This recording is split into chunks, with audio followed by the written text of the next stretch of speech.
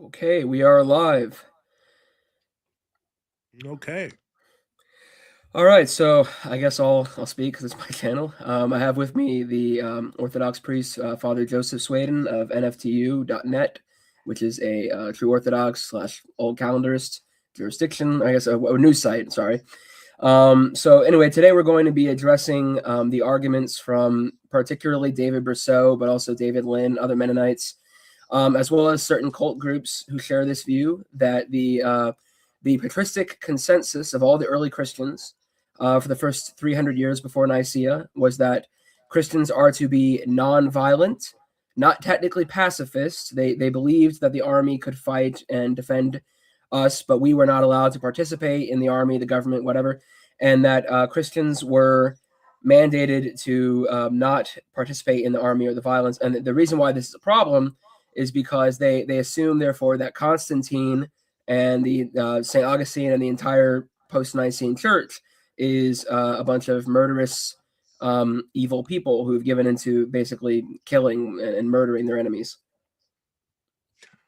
Yeah. What I would say on that is, first off, I think that especially when you're talking about like groups like the Anabaptists, etc., they would be reading back um, from experiences in the European wars of their time. The teachings of the fathers, which it sometimes may have been misquoted, so on and so forth. And so, what they're really doing is kind of for lack of a better word, they're um, they're projecting that on Catholics and Orthodox today.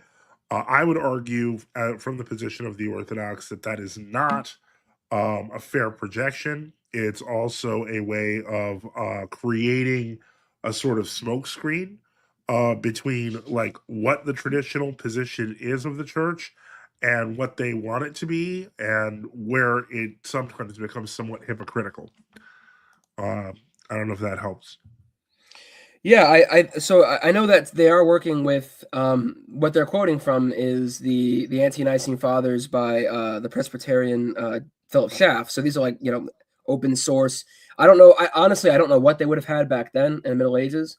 I'm not sure how much the Mennonites built their understanding off the Fathers. I know Menno Simons when he split from the Roman Catholic Church. I think he did go into Fathers a little bit, but he was the Mennonites by and large are very uh, I would say more tota scriptura, but definitely at least sola scriptura. So but it's because of David Brousseau and his work, he used to be an Anglican. Anglicans believe in infallibility of the early tradition that they can trace back in writing. So sort of like a pseudo Orthodox view, not quite Orthodox, but Yeah, because of them, they have. Oh yeah, I see what you got there. Yeah, a little thing, Menno Simons.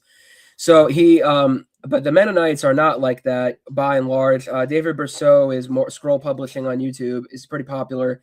He's kind of shifting their view a little bit, at least in areas that if you're a Mennonite and you see this, in areas that the Mennonites will agree partially with the Ante-Nicene Fathers. Of course, there are many other issues that they absolutely don't, like on infant baptism. right.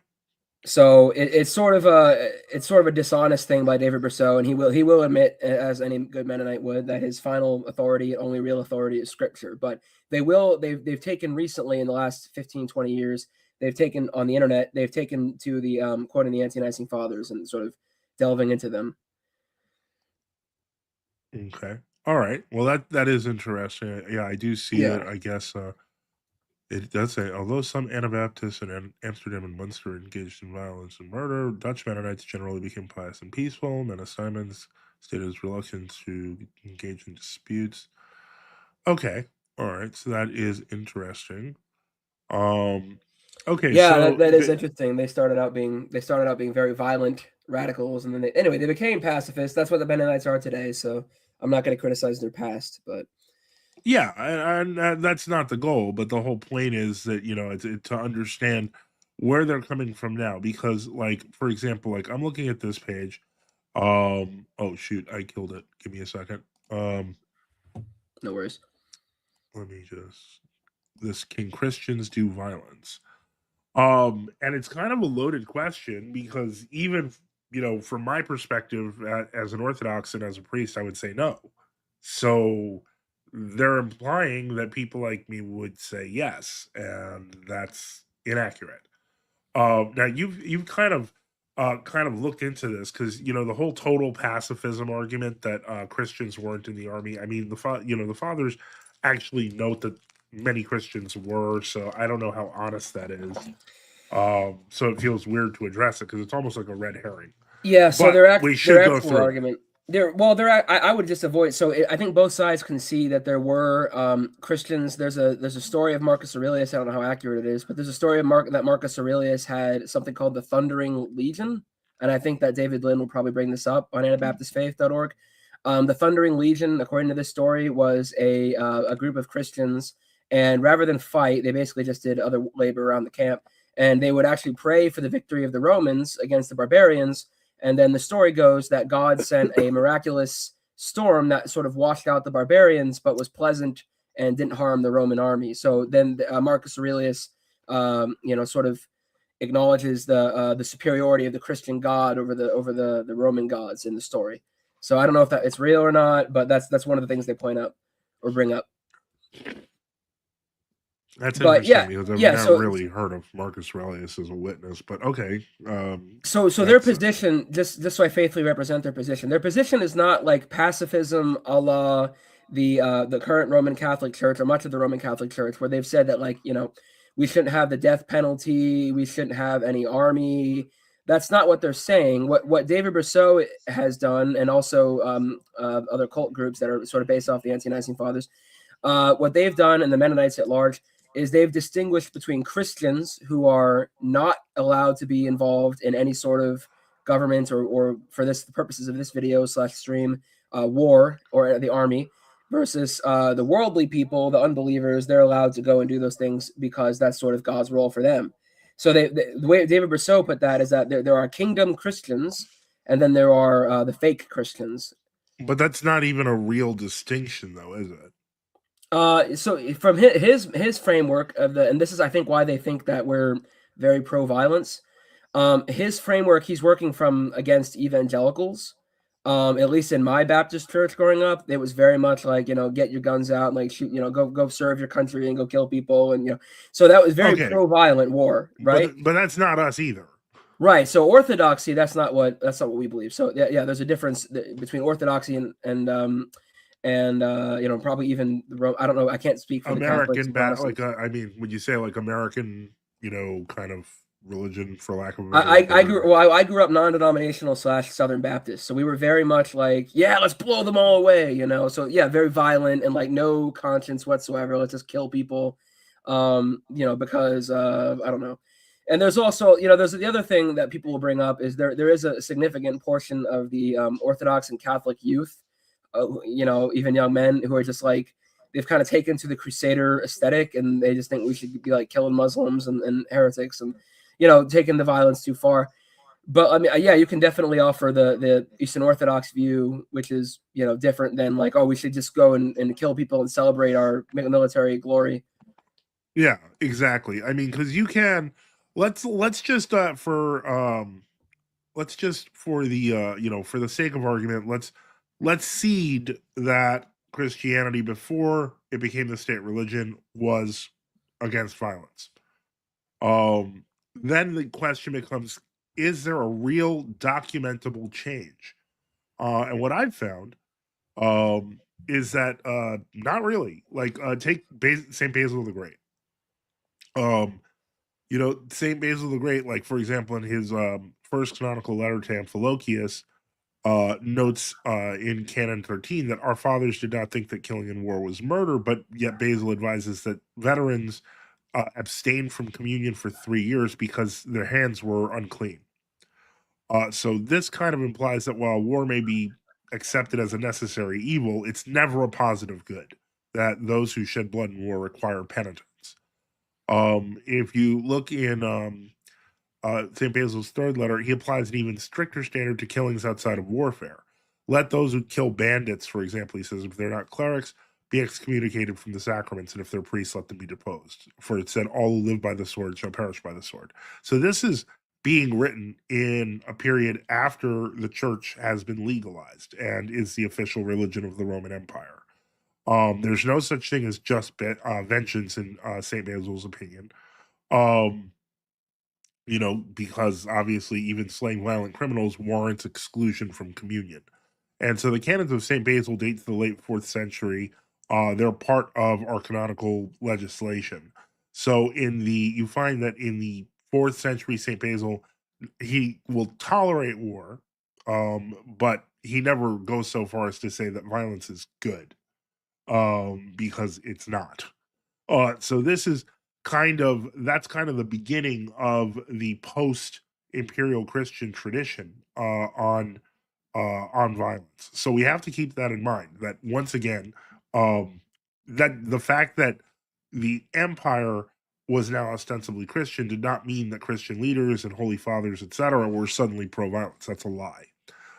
So we definitely have to look at that. If you look at St. Gregory of Nyssa, for example, and let me just see if I can hold on.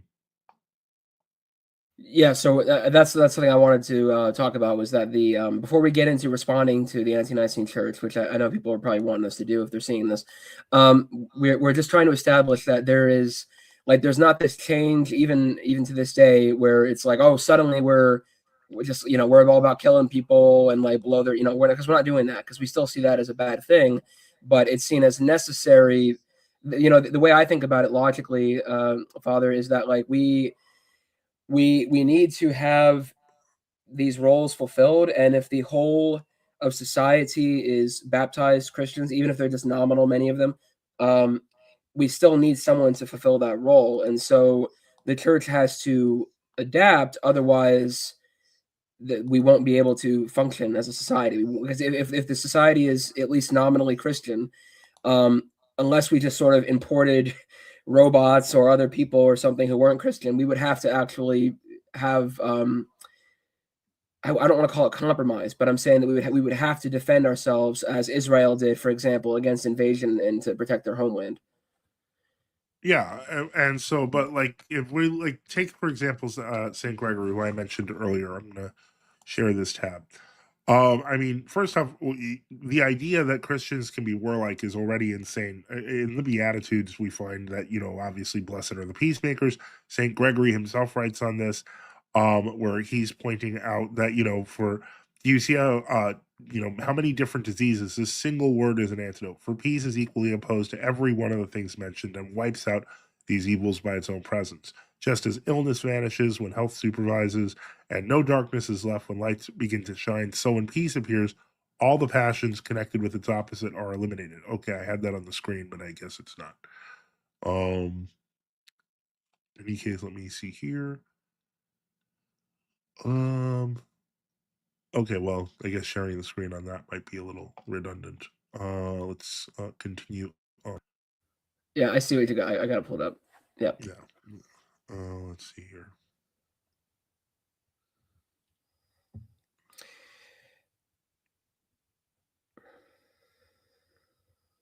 Now, St. John Chrysostom kind of goes into the three grievous types of war, and this is our homily on 1 Timothy 2:2. Let me see if I can pull that up. Yeah, so this is I don't know if you can see that that's there. Hold on. I see the WordPress website you're on. That's all I see. Yeah, I'm getting to it. I just had it and now I gotta find it, and I have a lot of tabs open. So one sec.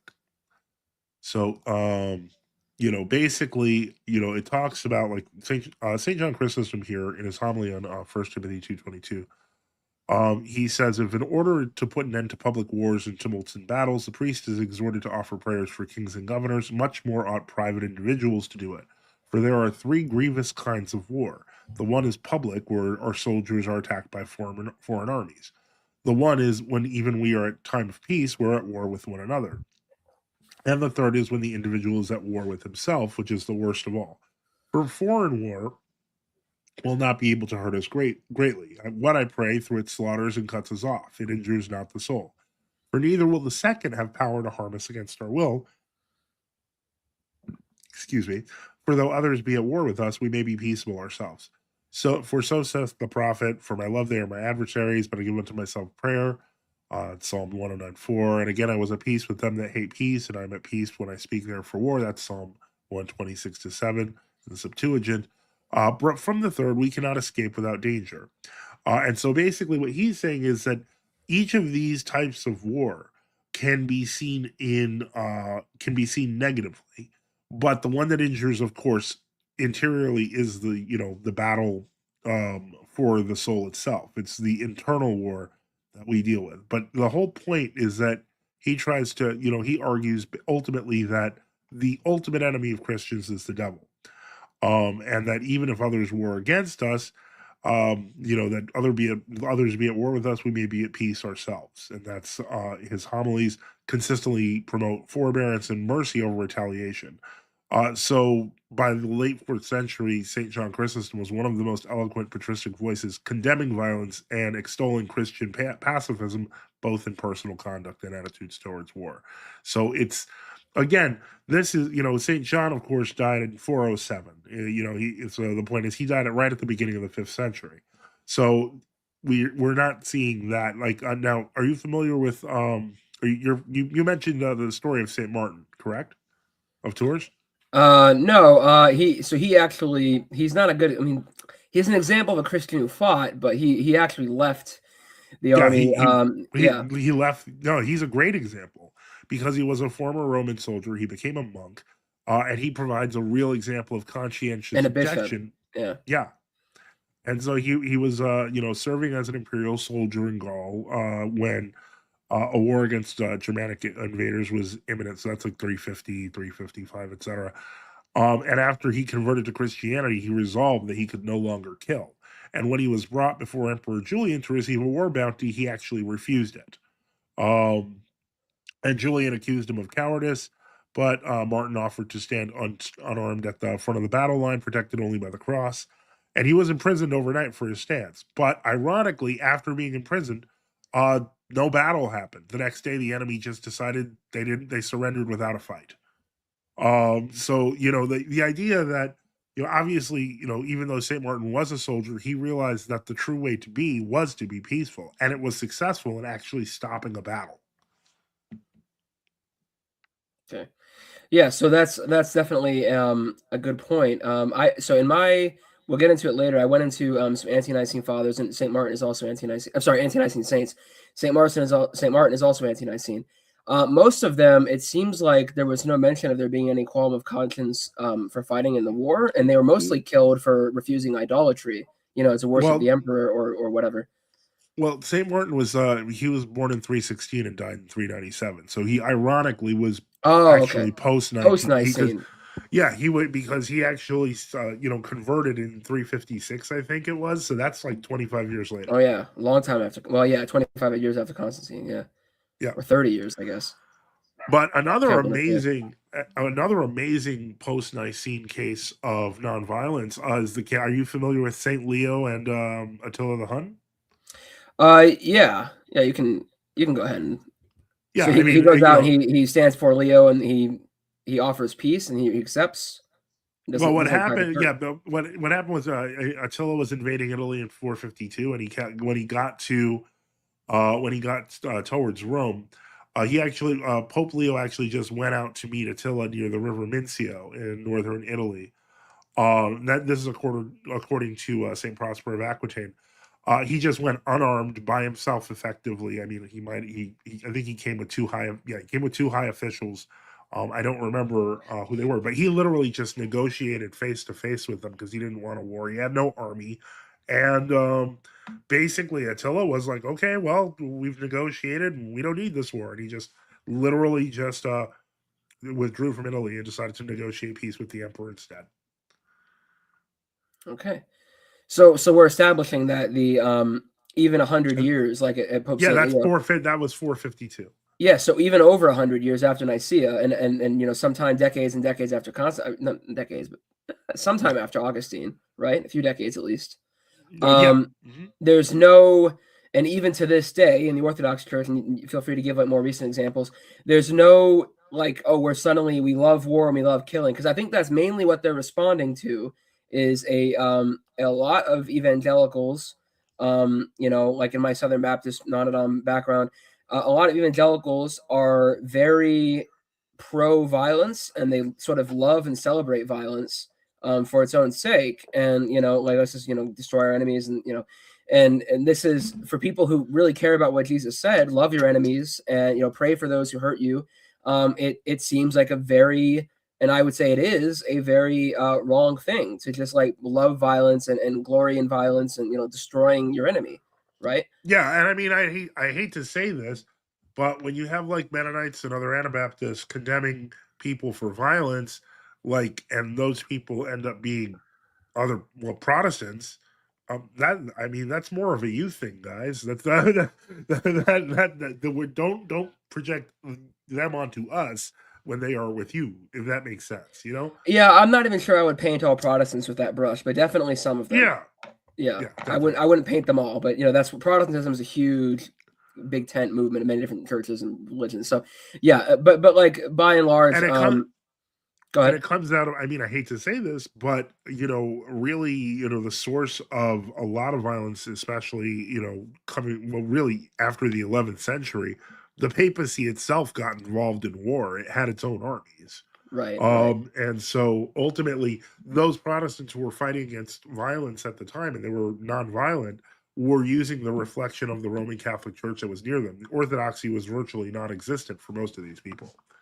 Yeah. So even the pro-violence versus the anti-violence Protestants were reacting to a violent Roman Catholicism. Yeah, there's definitely a different position in Orthodoxy than Roman Catholicism or Protestantism regarding Yeah, violence. But I'm not going to paint them with a brush because I'd have to yeah, I'd have to talk to them. But we yeah, don't want to overpaint them, but I'm not etc. Protestant. Yeah, we're not Protestant or Catholic on this stream. So Roman Catholic, we're not on this stream. So we're not. Yeah, we're not going to paint them with a brush. But speaking for Orthodoxy, Father, it's clear that we're not. We're not, obviously, more than me. We're not like promoting violence for its own sake. And I think that's speaking of certain internet cults, anti-Nicene internet cults. A lot of what they deal with is a lot of young men, and I've seen this in Orthodoxy and Roman Catholicism. Is a lot of young men, like I said earlier, kind of they're just very. And I was like this, 3 years ago, around the time I got baptized, like very like awesome, like yeah, violence is cool, like Crusaders, let's destroy the heretics and the Muslims. And so, when they see that, when they deal with these young men, or like young men who, just like play Call of Duty all day long or whatever, which was also me many Well, years ago. I don't want to, I don't want to judge the movement, but I would say that a lot of that, and I hate to say this, but a lot of that comes from culturally, men, and Yeah. it goes to like toxic masculinity. So like some Yeah. of this is actually a response to that.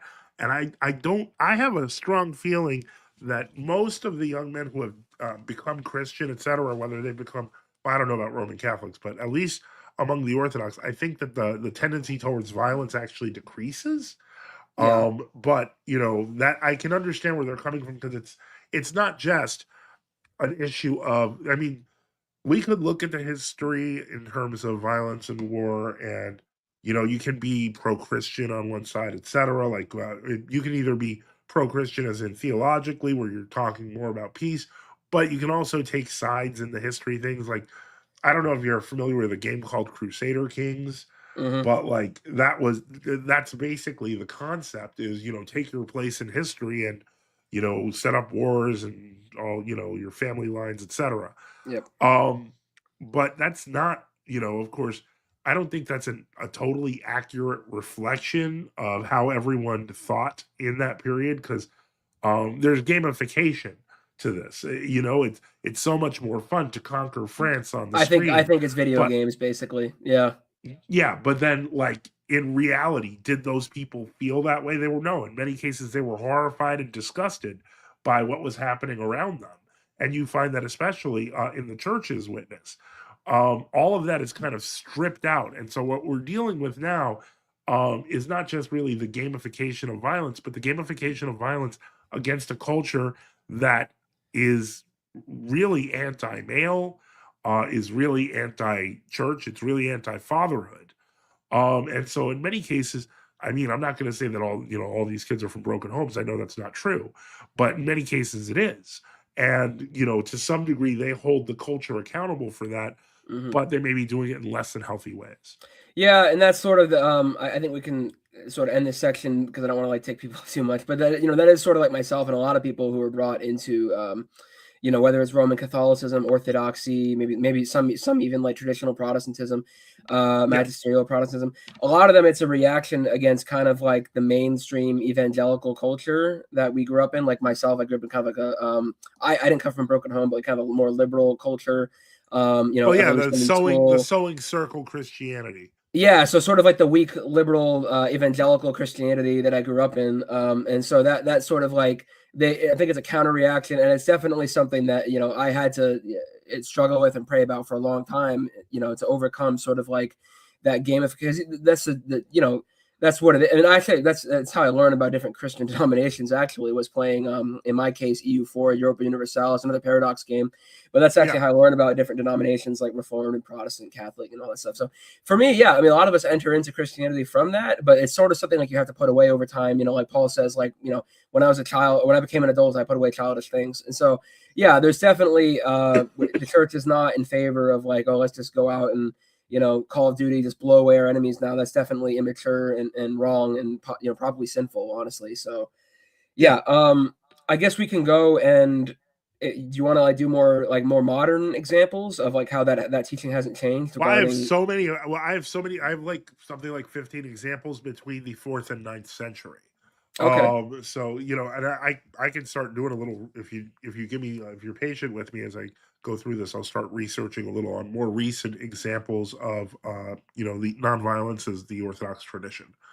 Okay. Um, on the screen there, I have Saint Genevieve, who again through prayer and basically if the citizens repented, she basically prophesied in the 5th century, if this, if Saint Gregory of Tours recounts this story, that Paris would be spared if the citizens would repent and fervently seek God's mercy, because the Hunnic army was actually coming near. And so instead, because they basically prayed en masse, in spring 451 during Attila's campaign, um, they spared Paris, like literally just left it alone. And so, Saint Genevieve was honored as the savior of Paris. So that's something definitely there to keep in mind. Let me see here. There was, let me see. There was a case of Saint Germanus of Auxerre.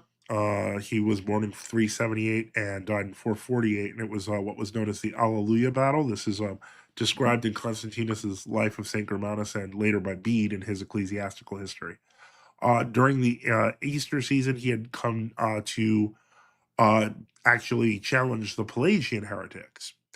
And while he was there, it turns out the Britons were actually preparing to face a much larger enemy force. And so he arranged the untrained Britons in ambush and urged them to trust in Christ. And at his signal, the Christians actually raised a loud cry of Alleluia. This actually alone made the invading force, because somehow the shout in the hills was so loud that they assumed that the force was considerably larger. And believe it or not, the Saxons fled, and the British won the battle without striking a blow. There was no combat; they just left. Oh, could you pull that like on the Germanus of Auxerre? Yeah, give me a second. Yeah, I see it on screen on Wikipedia. Yeah, I'm gonna. Yeah, did I get okay? So share this instead. Okay, I was hoping your Uh, screen didn't freeze. There you go. no, I'm just I'm just trying to put stuff up. So but yeah, that is these are this is actually this occurred in let's see here, according to this, it was in 429. So this is over 100 years after Nicaea. The whole point is we can find more and more and more examples of Christians not doing violence. And that's the tradition. Now give me a second because I gotta just do a couple of quick things here. Hold on. I'm gonna need a minute. Give me a moment.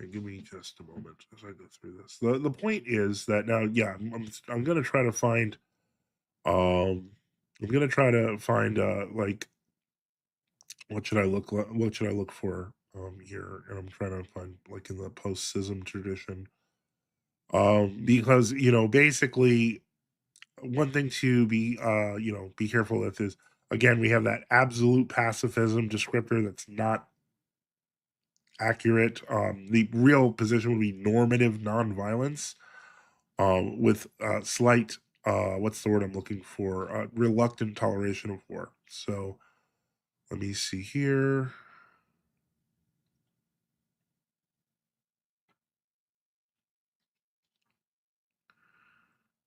Okay, let's see here.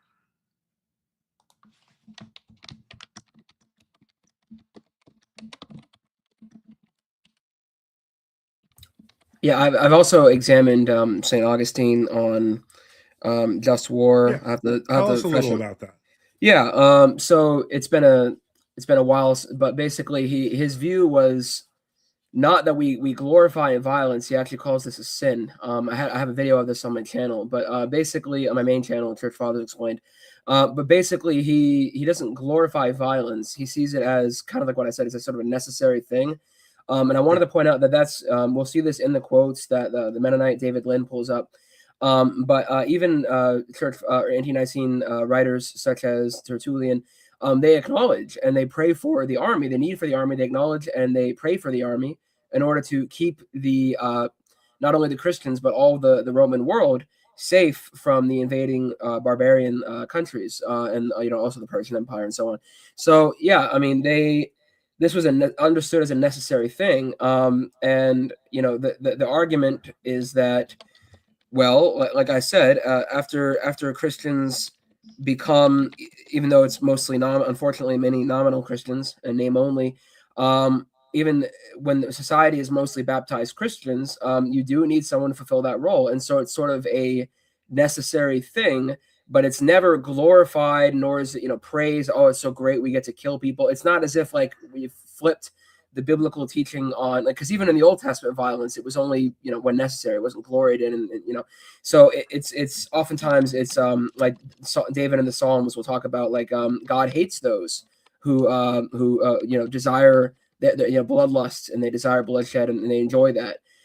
So this isn't, we haven't like become gladiator combat enjoyers. In fact, the post and anti-Nicene fathers are against that kind of entertainment as well. So yeah, there's really a continuity, I think. The only difference is that the anti-Nicene fathers were dealing with a different situation, where Christians were a very Being persecuted, yeah. a large minority, by the way, a large minority, but they were still largely, most of the time, not always, but most of the time, being persecuted. So versus when the post, what's it called, the Constantinian shift, or the peace of the church, I've heard people say. So when the church is made legal initially under Constantine, and then made the state religion later, many years later, I think it's 381, or something like that under Constantius, I think it was. Anyway, when it's made the state religion, especially, you have many people who are nominal Christians, and we have to function as a society. So but it's never, it's sort of seen as something like, okay, we need to do this, but it's not praised as we're just conquerors now, and we want to like massacre people, not to get into a discussion on Islam, but it's not like jihad, where the very act of killing and fighting to spread the religion is seen as like a good thing or inherently virtuous. It's still seen as like, this is what's necessary, but it's not a good thing. And Yeah. it's the practical argument, the argument from practicality, is that in many instances, especially later after the rise of Islam, Christians would have just been sort of wiped out and exterminated and converted to Islam, by the way. Therefore, from the Christian perspective, losing their souls, converted to Islam by force, by Muslim forces, had Christians not defended those lands. So it's sort of just an absolute necessity. It's not that we praise this and we're going out to go and attack people. and that's sort of the also just war itself. It's not to gain victory or lands or glory or whatever.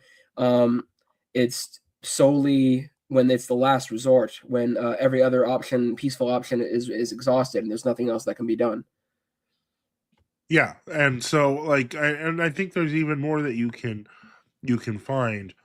Um, if you take, for example, Nicholas Mysticus, like this is ecumenical patriarch of Constantinople, from 901 to 925. He was actually against the he was actually against violence as well, and he actually argued that even that war is, killing is always spiritually dangerous. Um, that victory in war doesn't make one righteous before God, nor does killing the enemy cleanse sin. And he even explicitly refers to the Muslims, and says that that's again that's not a, for lack of a better word, a holy war kind of thinking.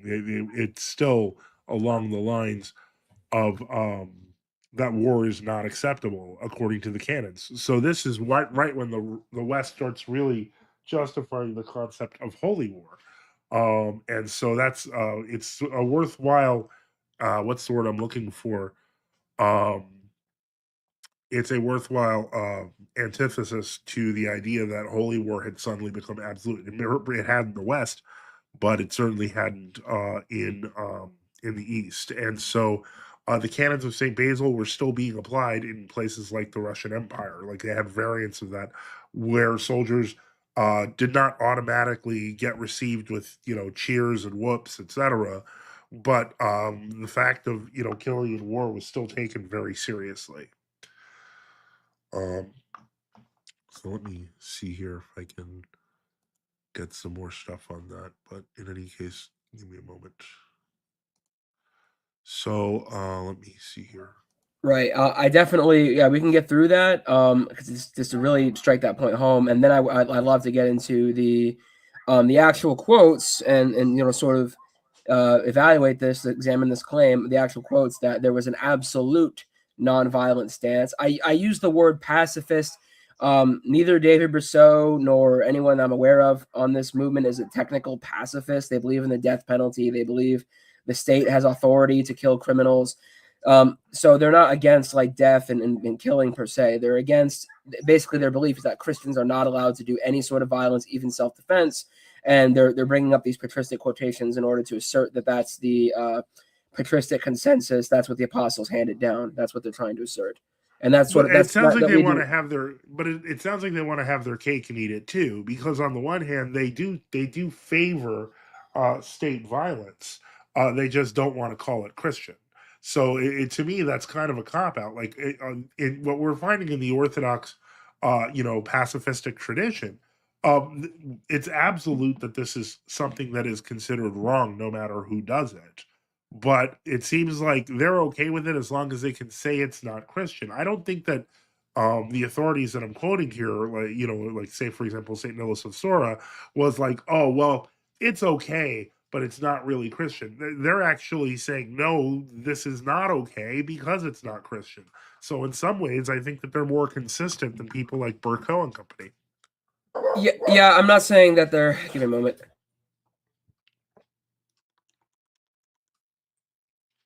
Sorry, I'm not saying that they glory in violence. I'm just saying that their main position is that it's lawful for the state to do those things, but it's unlawful for any Christian to participate at all. That's their main But argument.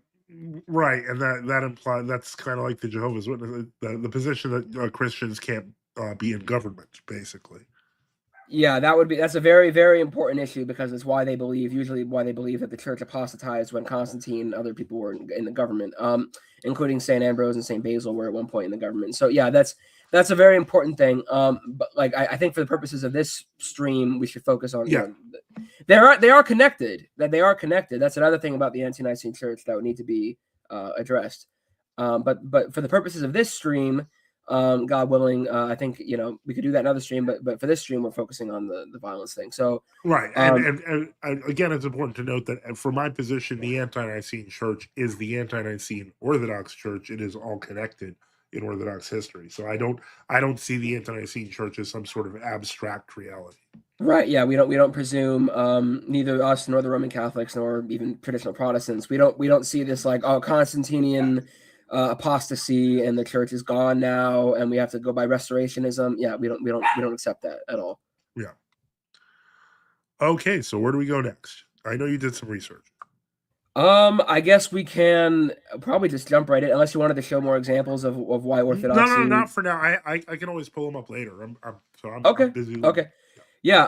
I guess I'll just pull up on my end. Then I can share my screen. I think. Just go to the website by David Lynn, the Anabaptist guy. I'm not going to go into the anti-Nicene cults. I'm just going to use the Anabaptists. Right. And why they have it's the same quotations though. It's the same argumentation. It's not very different. Anabaptist faith, pacifism, and church fathers. I'll search that. I don't have the quote pulled up on my computer. I had it on my phone, but here we go. Okay. I apologize for the dogs. We have a lot of dogs where I live. Sorry, guys. Okay, let's see. So I'm just going to, I got it pulled up. Let's see if I can share screens on StreamYard. This is also my first actual live stream. So, okay, share screen. Yes.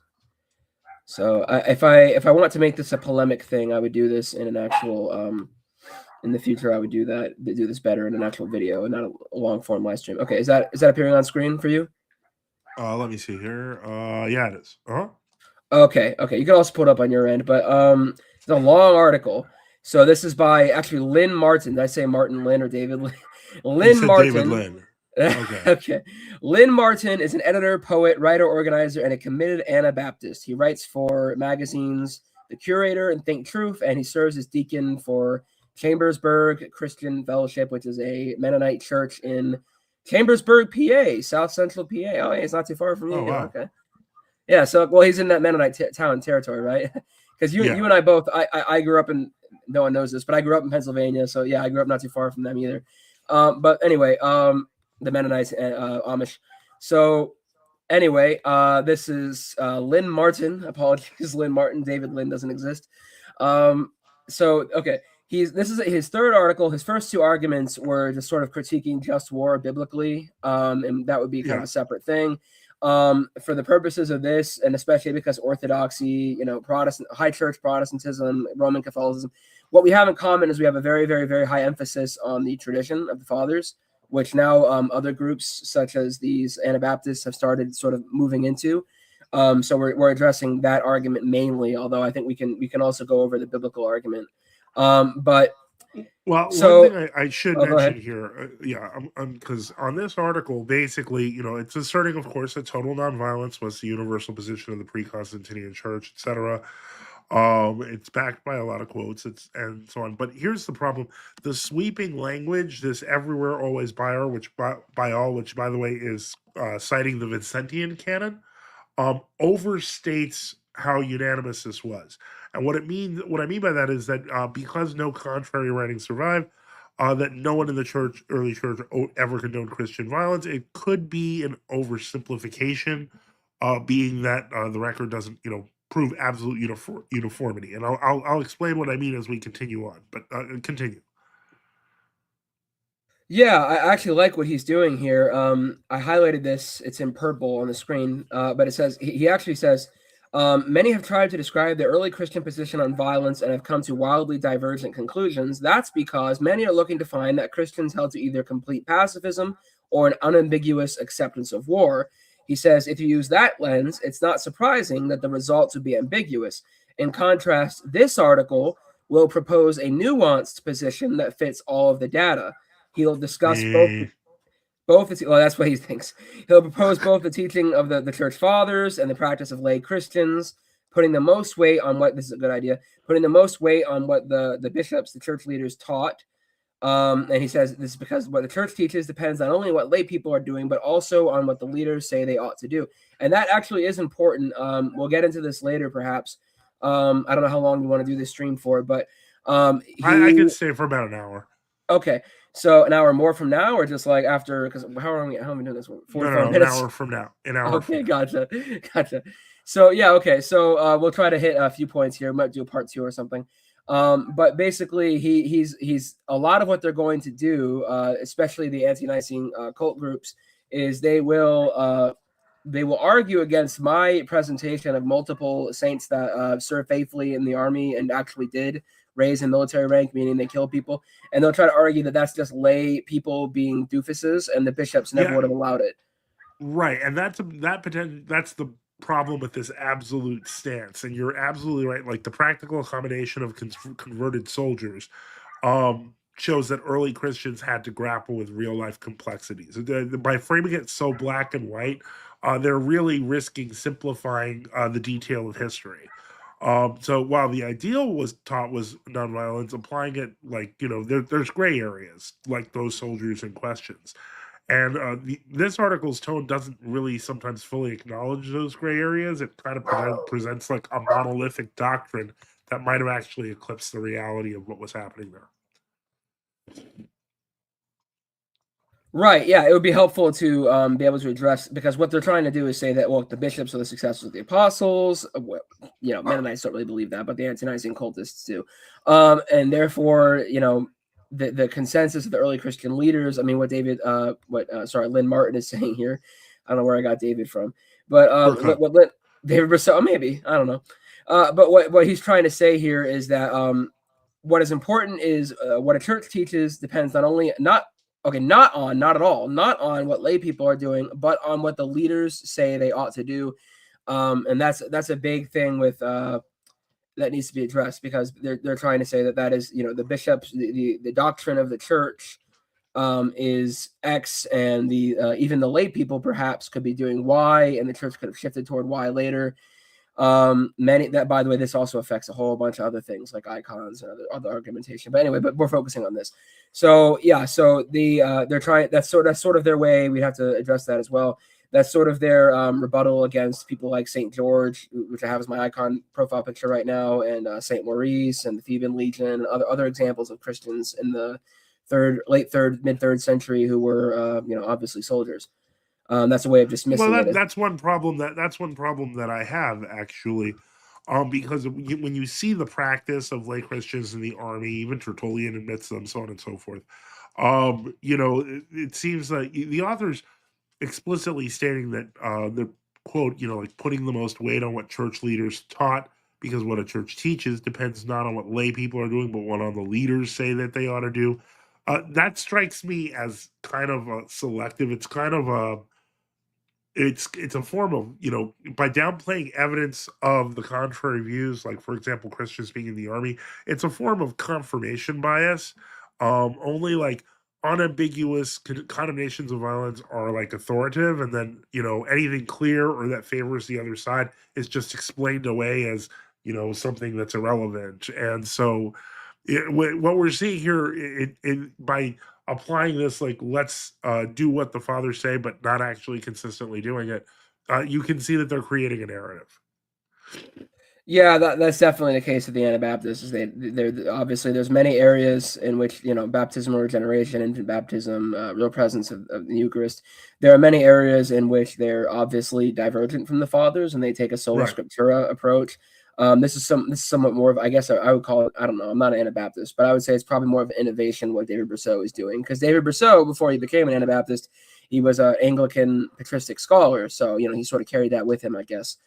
But anyway, so I think that's personally, to me, I think that's a fairly decent argument. I think that it ought to be shown that we can obviously demonstrate, if these historical sources, we can demonstrate that Christians obviously fought in the army. And they also could have been what's the word, conscientious objectors, because that was something that historically has been done, where you work alongside a battalion, trying to like heal injured soldiers and things like that. And so you're not actually doing the violence, but you're helping your side do the violence. Yeah, so let's go. Yes, and that is something that they'll grant. For the record, is they will grant that Christians such as that, like Thundering Legion under Marcus Aurelius, I mentioned, they will grant that this is many Christians served in non-combat roles in the Yeah, army. but some did serve in combat roles. There's no way Right, around that. right. And so that's we need to address this, because what's in the air here, this argument, is that there's this authoritative bishops all agree that this is forbidden, and it's regardless. I mean, it would be kind of like today, right? It would be kind of like today if there were many lay people. Obviously, there are many lay people in the church that do things that aren't orthodox, but that just because they're doing that, like 1,000 years from now, doesn't mean someone could be like, oh, that's what orthodoxy teaches. It's not the case. Yeah. So it does matter what the bishops are teaching, and so I think we do need to address that. But it is a good point. I mean, it definitely challenges the.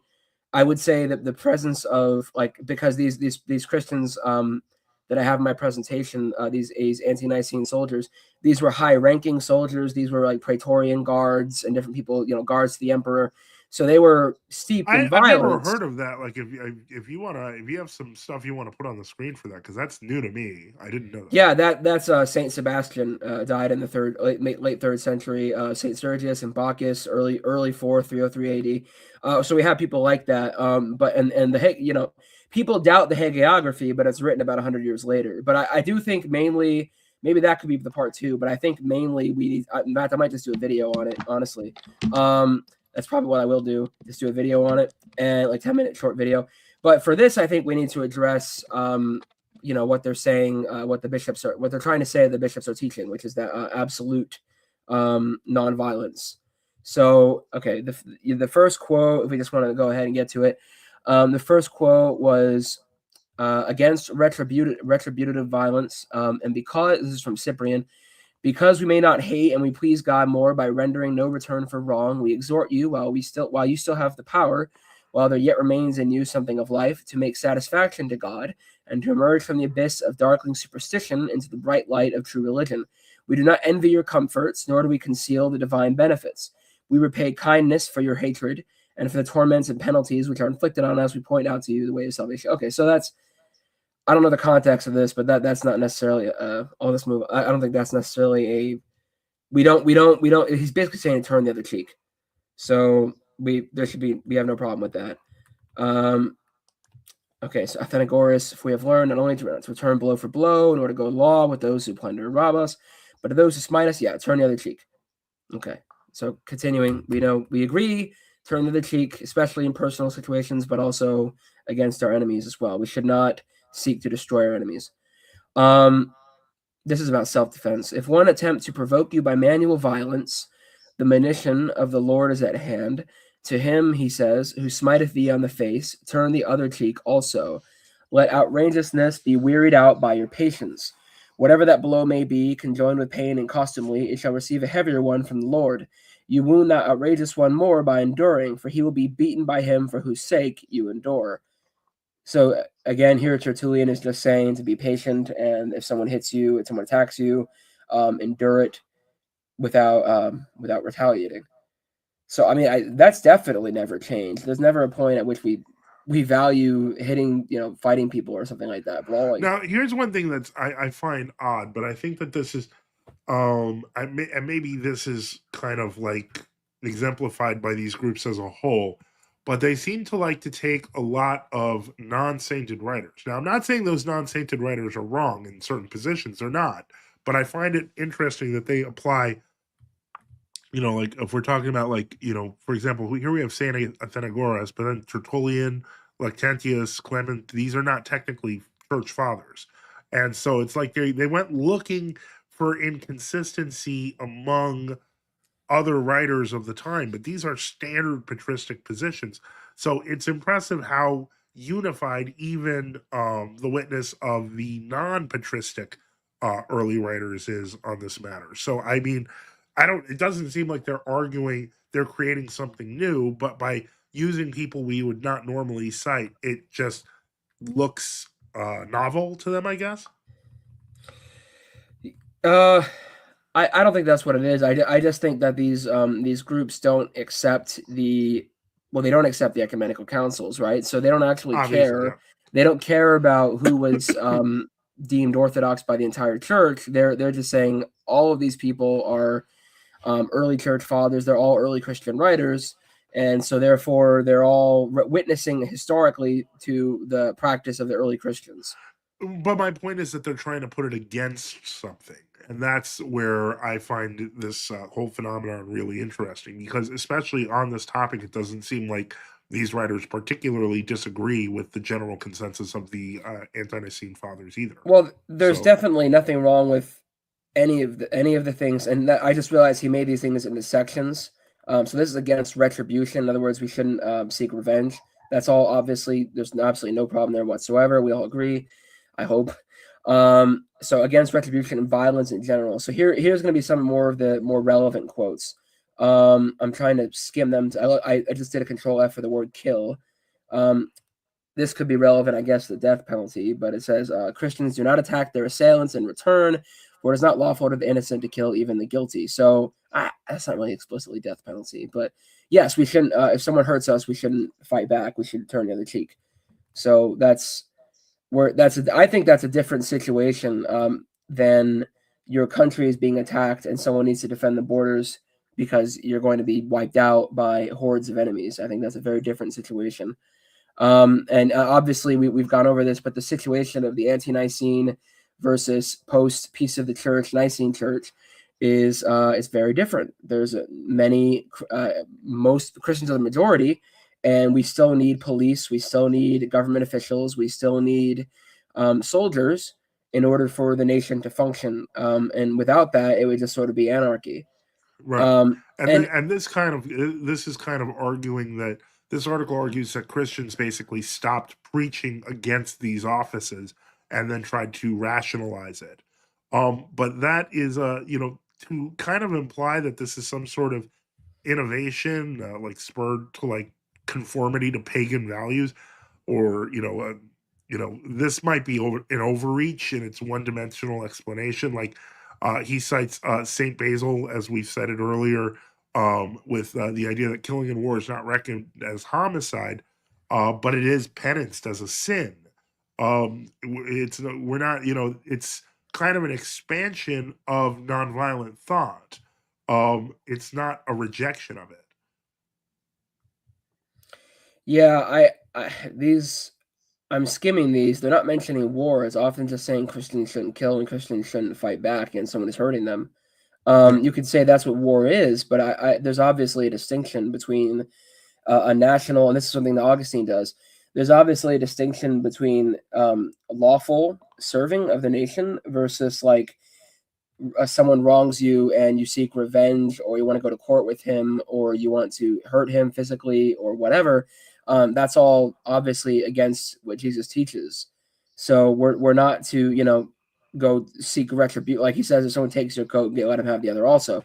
So Right. we're not trying to go like, again, kind of like the evangelical mindset, right? Of like hyper self-defense. Like someone takes my car, I'm gonna freaking murder him.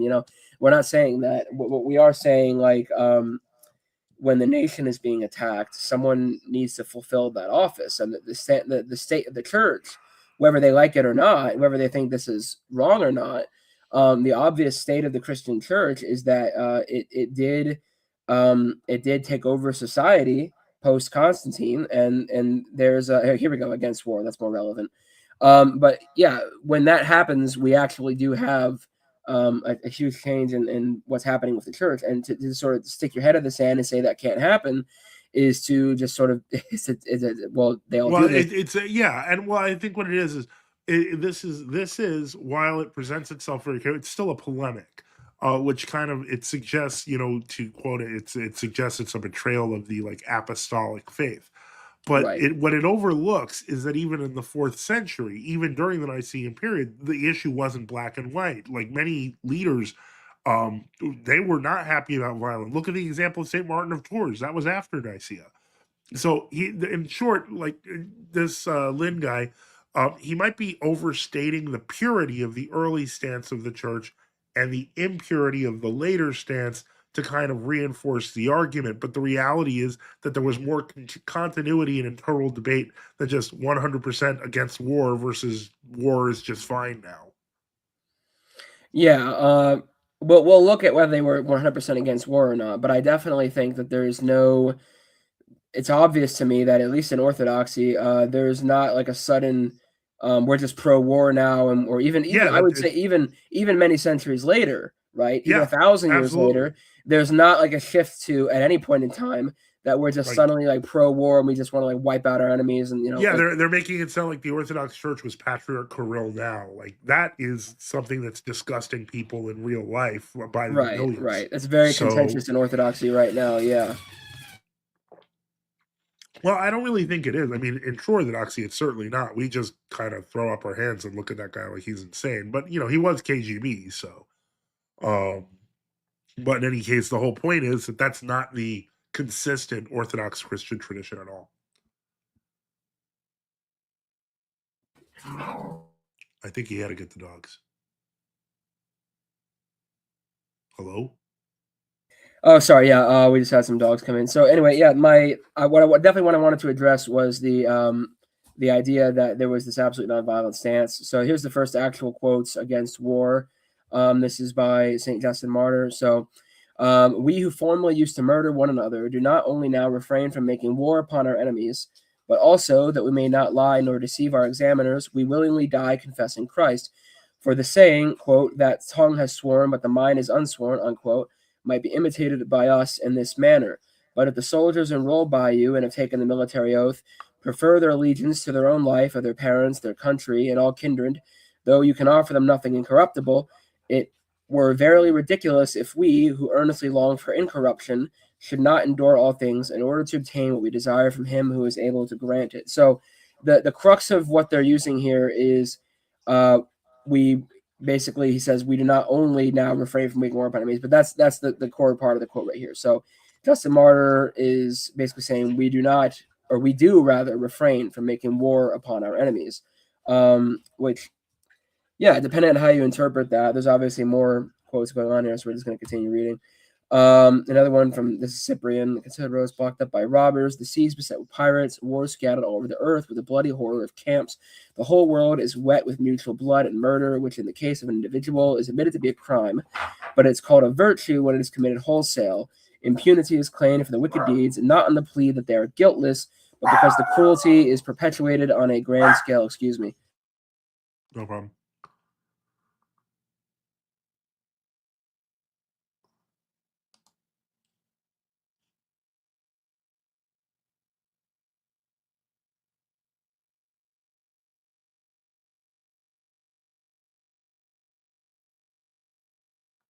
Okay, if I just talk over my dogs, can you still hear me? Yeah. Okay, Yeah, I'll just try they're to be. they're barely audible. Okay. I don't know how loud. I don't know how loud they were. Here we go. Yep, they're getting louder. Hang on.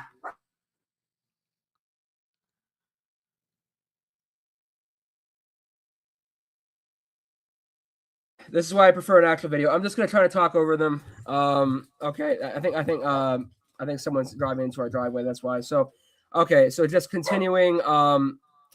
Here's Clement of Alexandria. I don't really. Okay, this quote. Well, that the Clement of Alexandria quote. Let me just take a look at that real quick. Yeah. Well, I was looking at the Cyprian quote.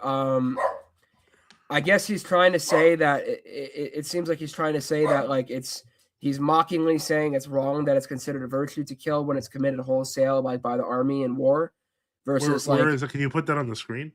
Yeah, Cyprian letter 1:6. I highlighted it. Okay, purple. all right, Yeah. okay. Yeah. Give me just a moment. Yep.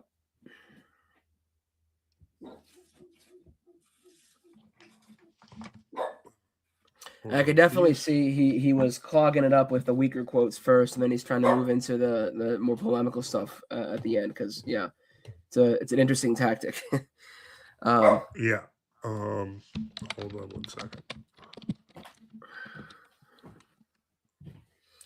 Because again, I mean, just to I'm filling out time here, but I'm also reiterating.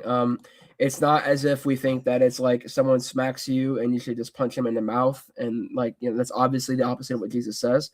Right. Where I think where they're erring is they're not drawing this distinction that I mentioned a few times already, but like they're not drawing this distinction between.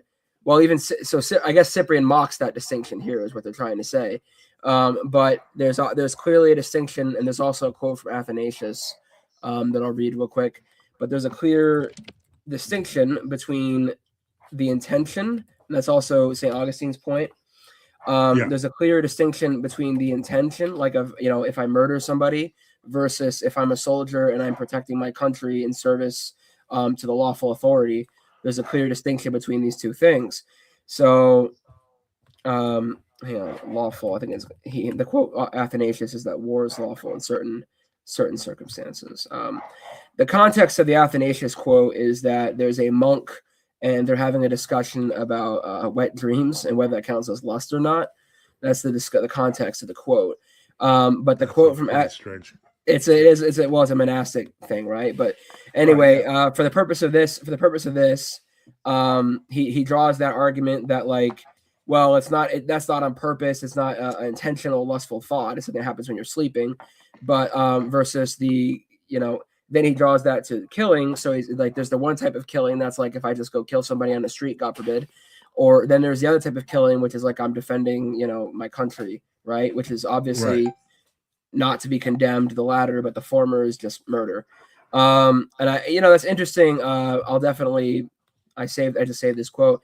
It's definitely something that needs to be looked into because the implication here is that Cyprian is just like trying to demolish that distinction that Athanasius draws. Of course, Athanasius is 100 years later after Cyprian. No, he's not. He's like, he was born 40 years later after Cyprian was martyred. Where is this quote? Okay, it's the letter to Amun. I'll actually pull it up on screen real quick since I'm talking about it. Okay. See if I can do that pretty quick. Yeah, I think I can. How do I switch what tab I want to show? Anyway, apologize to anyone listening.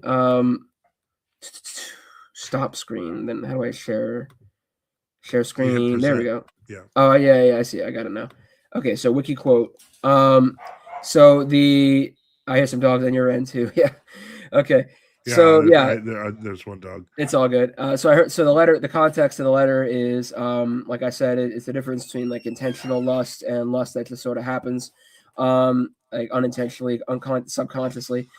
So this letter, it's written before 354, so it would have been like 20 years, 30 years after Nicaea, probably, or between those two. So he says, for in other matters also which go to make up life, we shall find differences. In other words, he's giving another example according to circumstances. For example, it is not right to kill, yet in war it is lawful and praiseworthy to destroy the enemy. Accordingly, not only those who have distinguished them in the field are held worthy of great honors, but monuments are put up proclaiming their achievements. So that the same act, the act of killing, is at one time and under circumstances unlawful, i.e. when it's murder, while under other circumstances and at the right time it is lawful and permissible. So, and folks, this is Athanasius stating the position of the church, or at the very least the way that his culture viewed it. So there's a clear distinction there between the being drawn between murder, like wholesale murder, just killing somebody, and the just sort of doing that out of necessity. There's a massive difference.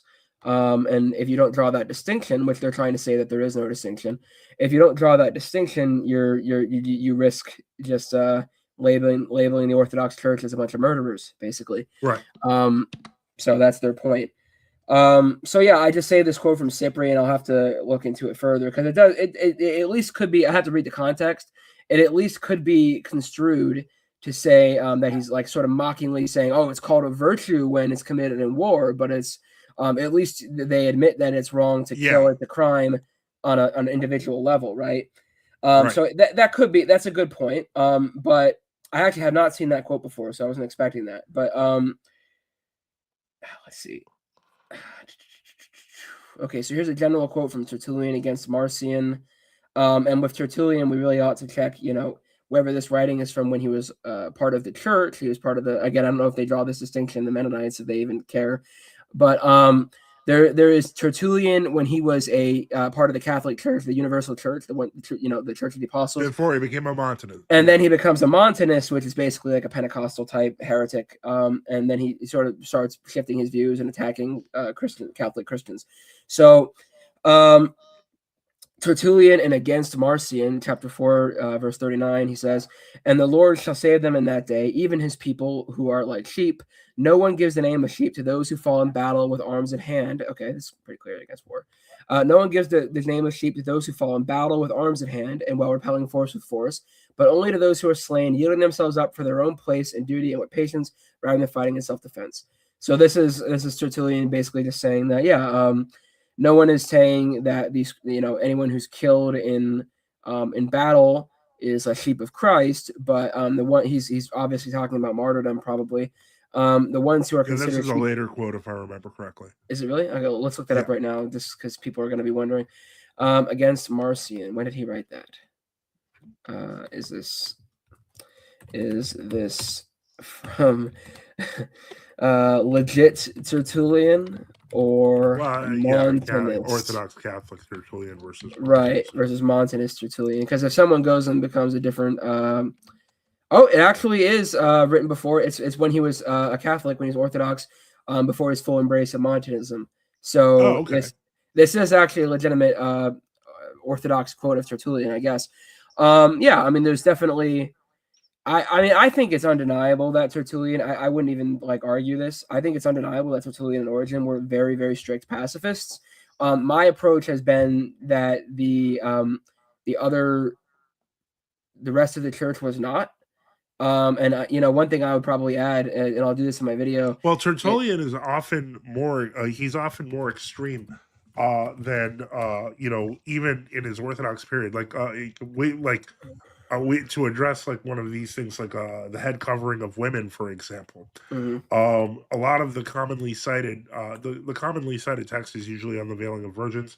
But the whole point is, even in that document, when he's, say, for example, arguing for he's not exactly arguing. What he's basically doing is he points to heathen Arabia, and he says, look at their women; they were completely face veiled to one eye. And he basically says their women put us to shame. So he basically is comparing heathens positively to Christians, but that implies that Christians were obviously not doing that. Okay. Yeah, that is a separate topic, but yeah. The point is that he takes stronger positions than what was. Oh yeah. Known. Well, yeah, a classic example of that is Tertullian's views on penance, or basically that if you commit extreme sins post baptism, you cannot be saved. Which means that's very close to Donicism, actually. Right. So, well, they built it off twisting Tertullian, probably. So yeah, basically that was. He had a very extreme view, which no Christian today would take, and nor do the ante-Nicene cultists take, by the way, because it is just Tertullian. That Christians, as far as I know, it's just Tertullian. Maybe the Donatists, I guess, later.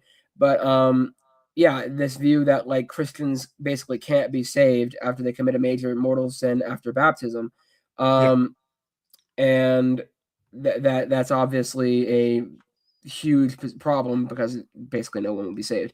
So yeah, it's obviously a very, I guess, rigorous, hyper strict position. And I don't really think it's biblical either. He'll cite Hebrews, there's no more sacrifice for sins, but it's definitely not the position of the greater church. If you look at other church fathers, it's not what they held. So okay, I guess we'll have to do a part 2. Let's just wrap up in the next 15, 20 minutes here. So this is Clement of Alexandria and Tertullian. Clement of Alexandria and Tertullian. So Clement of Alexandria says, "For we do not train our women like Amazons to manliness in war, should we wish the men even to be peaceable." So he says, since we wish the men even to be peaceable. So he's just saying that men ought to be peaceable. This quote, this is up to interpretation. I mean, I would argue that recognizing actually just war, St. Augustine's legitimate intention of just war, which I think the Orthodox, according to the later quotes, they're not glorying in war. They're not doing it for, not that everyone always follows this, but they don't actually at a church level condone aggressive war for the sake of conquest or killing or whatever, glory, vainglory. Right. They're he's defensive of defensive war on the basis that, of love for one's neighbors. So, I mean, there's a that is Augustine's argument. Yeah. And I did do a video on that. That's recorded. I clipped someone else and then I gave quotes from Augustine on it. But anyway, yeah. So Okay, this is another quote from Clement of Alexandria. So, shall it be held lawful to make an occupation of the sword, i.e., to be a soldier, when the Lord proclaims that he who uses the sword shall perish by the sword? And shall the Son of Peace take part in the battle when it does not become him even to sue at law? And shall he apply the chain, the prison, and the torture and the punishment, who is not the avenger even of his own wrong? So this is a clear. I guess it's from the Stromata. He doesn't. He says maybe it's from Tertullian. Actually, might be from Tertullian. Oh, it is. It's the chaplet Okay. Tertullian. Let me look up because with Tertullian, he's got that where he becomes a heretic phase, so changes his views. And let's see when he wrote the chaplet Tertullian. Let's check that out real quick. Just a quick Google search, just to check out when he wrote that. Because let's see, when okay, was this Montanist? Da, da, da, da, da, da, da, da. I guess it's associated with Montanism. Let me see. When did he write this though? That's what I want to know. When did Tertullian write De Corona during his Montanist period? Thank you. I guess that's what the scholars call it. His Montanist period. Yes, that is a Montanist period. It's later when he's more strict and he's more focused on prophecy and this sort of thing. I have heard that even in De Corona, a lot of it is he's just arguing against basically, the crown, the laurel wreaths. As you Well, see that right if you here. let me share I could share my screen, Oh, and sure, I yeah. could just pull right to, because he actually, one thing that people don't realize is that Tertullian, when we're talking about in like the chaplet, um, basically he actually addresses the whole concept of war and its appropriateness, and kind of lays out his positions. Like, you don't have to search for quotes. He devotes whole chapters to the discussion of war, as I have on the screen here. So, like, if we're looking at that, he basically he's giving an argument as to why mercenary violence is hostile to Christ. Shall basically shall he carry a flag too hostile to Christ? So ironically, a lot of Tertullian's opposition is because the empire is pagan. So, if we look here, shall he be disturbed in death by the trumpet of the trumpeter who expects to be aroused by the angel's trump? And shall the Christian be burned according to the camp rule when he was not permitted to burn an incense to an idol, when to him Christ permitted the punishment of fire? Then how many other offenses are involved in the performances of camp offices, which we must hold to involve a transgression of God's law, you may see by a slight survey. The very carrying of the name over from the camp of light to the camp of darkness is a violation of it. Of course, if faith comes later and finds any preoccupied with military service, their case is different, as in the cases of those whom John used to receive for baptism. And of these most faithful centurions, I mean, the centurion whom Christ approves and the centurion whom Peter instructs, yet at the same time, when man has become a believer and faith has been sealed, there must be an immediate abandonment of it, which has been the course for many, or all sorts of quibbling, which will have to be restored to in order to avoid offending God, and that is not allowed outside even of military service. Or last of all, for God the fate which must be endured, of which a citizen faith has been no less ready to accept. Nor does military service hold out escape from punishment of sins or exemption from martyrdom. Nowhere does the Christian change his character. There's one gospel, and the same Jesus will one day deny everyone who and acknowledge everyone who acknowledges God, who will save to the life which has been lost for his sake, but on the other destroy that for which gain has been saved to his dishonor. With him, the faithful citizen is a soldier, just as the faithful soldier is a citizen. A state of faith admits no plea of necessity. They are under no necessity to sin. That is, one whose necessity is that they do not sin. For if one is pressed to the offering of sacrifice and sheer denial of Christ by the necessity of torture or punishment, yet discipline does not even connive at that necessity, because there's a higher need to dread denying and undergo martyrdom than to escape from suffering and render the homage required. In fact, an excuse of this sort overturns the entire essence of our sacrament, even to the obstacle of voluntary sins.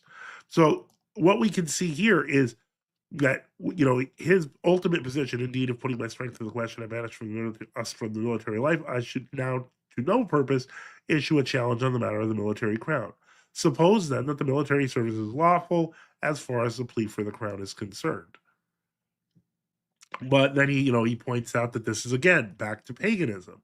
So ironically, he's not making a particularly strong or novel argument against military service. He's arguing on the basics of things like you're serving a pagan god, so on and so forth, to some degree. But that changes obviously with Nicaea and with the Edict of Milan, and ultimately the legalization of Christianity in 382. So the point is, even Tertullian's witness here isn't a valid argument for the post-Nicene church, if that makes sense. Yeah, that's a very good point. It's in regards to the idolatry argument, unless you're some kind of Unitarian, it's obvious that the Constantine destroyed, historically speaking, he destroyed many idols and many pagan sacrifices and statues and that sort of thing. And he would actually replace it with Christian imagery. And that was completed under Theodosius in 382. Right. So, and they banned like over time they banned gladiator games and other things that were pagan and immoral according to Christian teaching. So basically, there's when that impetus, because basically I would look at it like this: it's like going to a bar. It's not necessarily a sin to drink alcohol with your friends in moderation. But when you're going to a bar, especially like a lot of the bars in the city and stuff, and there's all these sinful temptations and women and these sorts of things that are sinful. It's worth noting that technically Christians shouldn't be going to bars. Once you become clergy, it's actually prohibited. Right. So, but the reason is why? Well, it's not because of drinking, because drinking in moderation is not a sin. It's because of all these temptations and these sinful things that happen at the bar. Gambling and drinking drugs and all stuff, sex and all these things.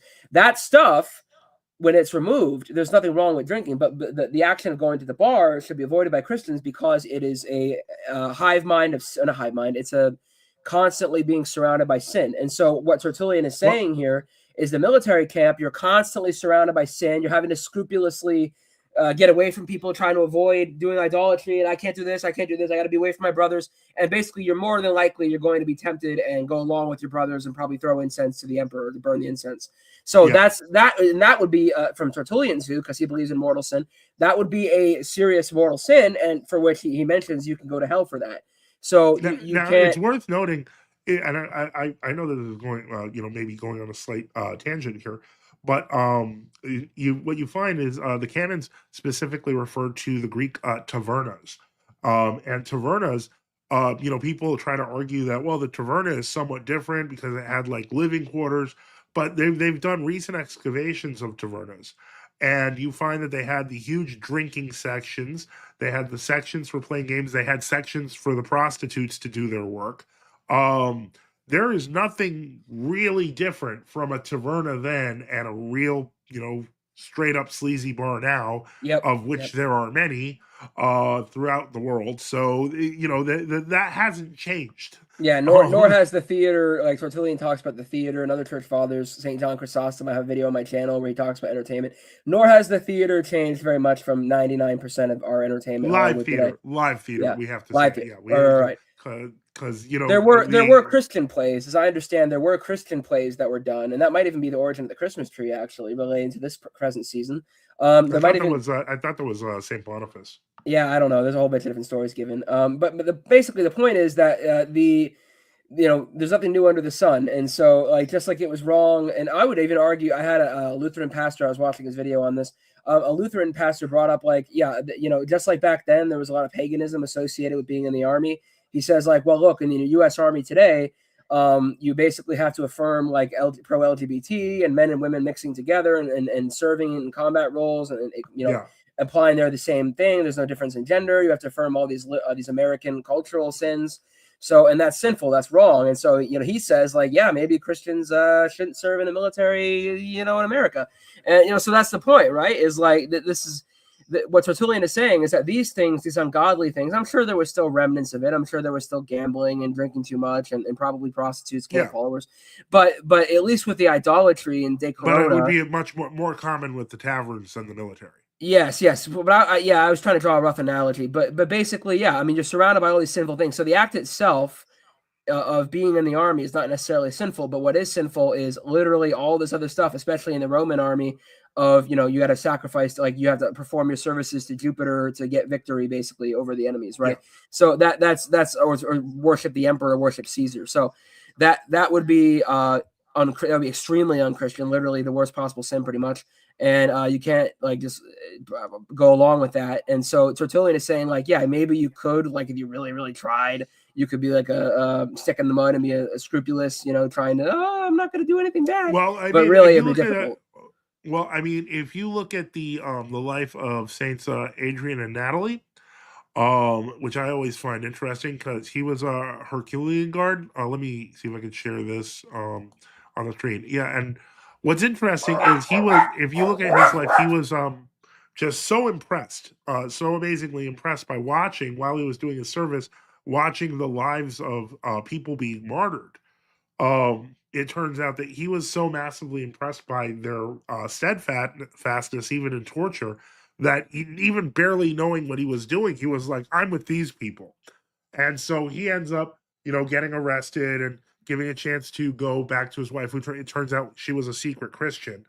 And he ends up, it's a really interesting life. I really suggest you read it. It's kind of funny in some ways, but it basically, he's martyred for Christ, and she kind of goes and manages to get, the relic of his arm, because that's basically all that really remains from what I remember.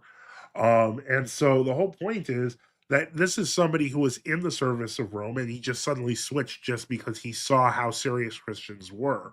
So they were clearly, in the military service. Some of them were conscientious objectors, some of them fought in war. But these are questions that we still have today, and nothing has really changed in the intervening 2,000 years since our Lord came. So in the end, there is no division between the pre and post um, Nicene church, except in where the position of the church was, but the mentality of the church was still the same.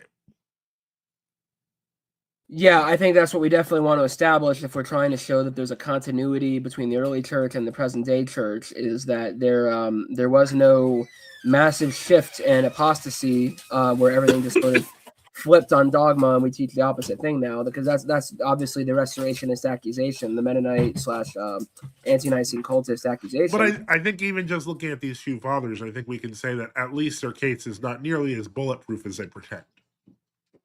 Yeah, I think we can leave it there. Yeah, that's definitely a good point. Yeah, we can definitely get back into this, and yeah. Oh All yeah, right. there's so many more. Like I mentioned, Yeah. just before the ninth century, I had like 15 examples. I think I got through 3. So I mean, Yeah. there's lots of material to work with here. And I'll make a Just to video. I'll make a video in the next few days, God willing. I'll make a maybe even tonight. I don't know. I'll make a video on this, like the stuff I've gathered. These different saints, including those guys, Saint Adrian and so forth. On these anti-Nicene Christians who were members of the military, and I guess he's not an example of one that was continuing to remain in the military after being a Christian, but still, we have these examples, and that shows that there were faithful Christians who fulfilled their office. But notice in each of those cases, and that'll be in my video. I'll link it in the description if I remember, of this live stream. That all of them ultimately died because Diocletian or whomever, their governor, their general, whatever, the emperor, they had them killed because they refused to commit the idolatry that was often commanded of the high-ranking officers, where you had to offer the incense up to Caesar as your god, right? And since they profess Christ as God and Savior, they can't do that for Caesar, and that's the point. These are not just like people who were lax and just not following the church's rules. These are people who were Christian martyrs, recognized as martyrs, and gave their lives for Christ. They gave up everything for Christ, their literal lives. So they're the highest Christians, the martyrs. So yeah, I think we can leave that there. Anything else you wanted to add, Father? No, I think this was a great introduction. Obviously, it's our first time doing it, and we have a lot of material. There's a lot more to work through, but I think this was a great introduction. I think people who are falling for these ideas, that there's some sort of real distinction between the anti-Nicene and post-Nicene church. It's really more of a sales pitch than an actual historical reality, and we've touched on it pretty well, but there's a whole lot more material to cover, and I'm looking forward to it. Yeah, me too. All right. I'm going to end the stream here. Thank you, Father. And yeah, everyone listening, No God bless problem. you. And, just let's all, God willing, come to the truth Okay, and pray. Yeah. God Yeah. God bless you in the name of the Father, and of the Holy Spirit. All right. Thank you. All right. Bye. Amen.